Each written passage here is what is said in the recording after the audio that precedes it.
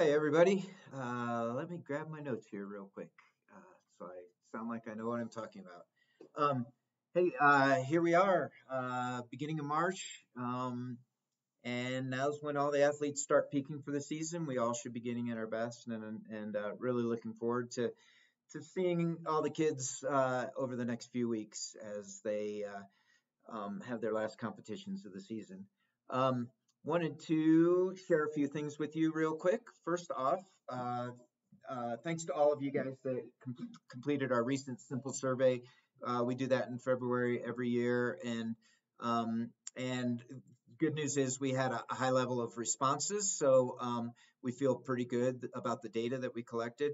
And there were a lot of affirming responses, and thank you to you to all of those who contributed to that. But there were also some things that were good food for thought for us, and we'll be reviewing those and looking at them as we plan and seek opportunities for us to grow as an organization. So again, thank you for doing that.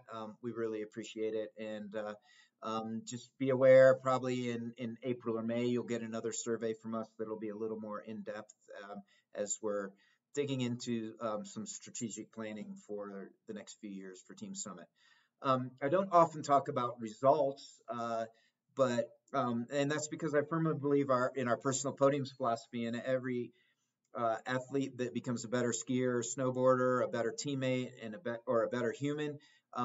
That's our measure of success, and that's what we live and breathe and want to be. But a cool thing happened recently. Two of our athletes, Camden Palmquist in Alpine Racing and Alex Thisted in Slopestyle, were named to the U.S. team for the Junior World Championships.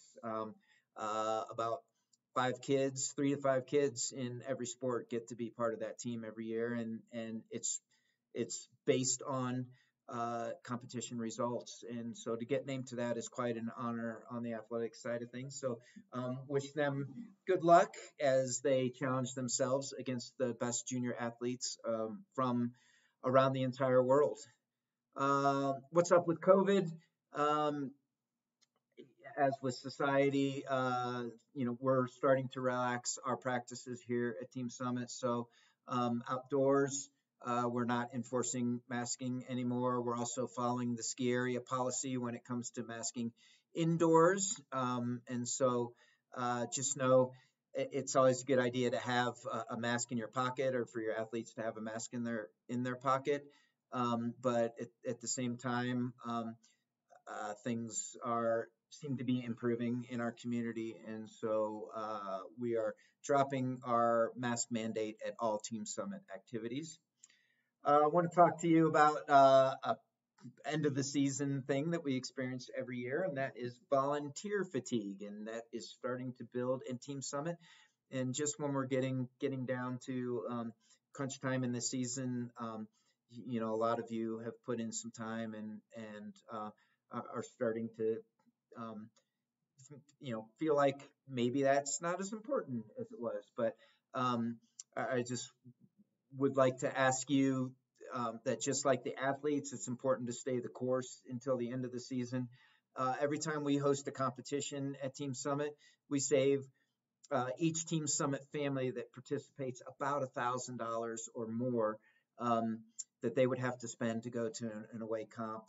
Also, being able to compete in competitions on your home hill is an athletic advantage against our non-Team Summit, regional and national competitors. So, it's really important both economically and athletically for us to host competitions, and just asking you um, to continue to look for opportunities where you can support the kids through volunteering as we host a lot of competitions. I think I heard that we have another like 30 competition days in the month of March. That was in our leadership team meeting today. Don't quote me on that number, but it's substantial, and this is really good for our athletes. Also, you don't have to have a kid in a comp to volunteer for that comp.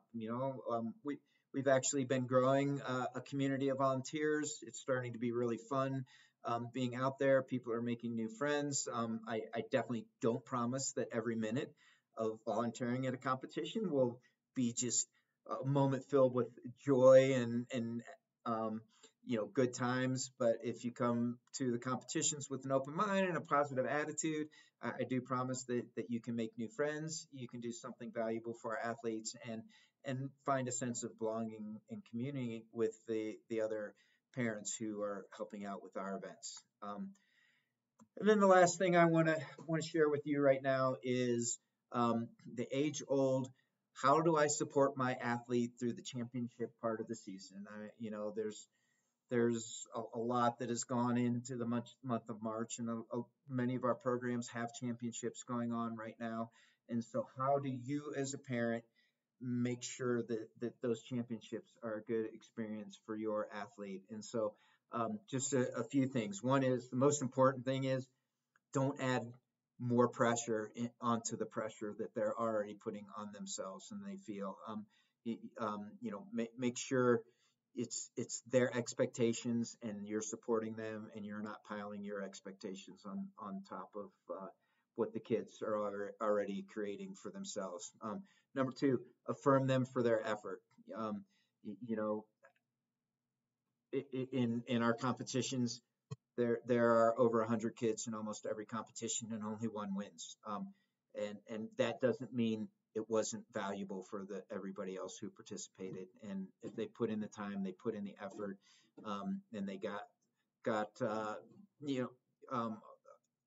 out there and competed and gave it their all, that's worth affirmation for sure. Appropriately celebrate success. Winning one competition, especially with junior athletes, does not make or break a career. So, absolutely celebrate with your kids when they have success, your athletes when they have success. But at the same time, winning a ski race or a competition in skiing or snowboarding is not the end of the world. And so we don't want to overinflate somebody's success, but we also don't want to squash and rain on their parade as well. So appropriately celebrating success is really important. So keep it keep it reasonable, and again, affirm them for their effort. That's really important. It's not win or lose; it's what you put into the game. And so that's where the value is found. And then finally, when there are disappointing results, it's really important that you make sure that your athlete still knows that they have your full love and support. The love and support shouldn't be things that kids have to earn from their parents, and there will be athletes that will have disappointment, and how we support our athletes through those disappointments is a game changer in their life, actually, and allows them to be able to deal with disappointment in their life. And for those of us who are parents, we've all lived long enough to know that there's no avoiding disappointment in life and in the world. And so how you respond to your kids when they are disappointed in their results teaches them how to react and recover from disappointments in the future of their lives. So most important thing, I said it already, above all else, win or lose, your kids need to know that they still have your full love and support. I look forward to being with you and our athletes as we close out our season on a high note. And I love this sport, and I just can't wait to see what's going to happen over the next couple of weeks.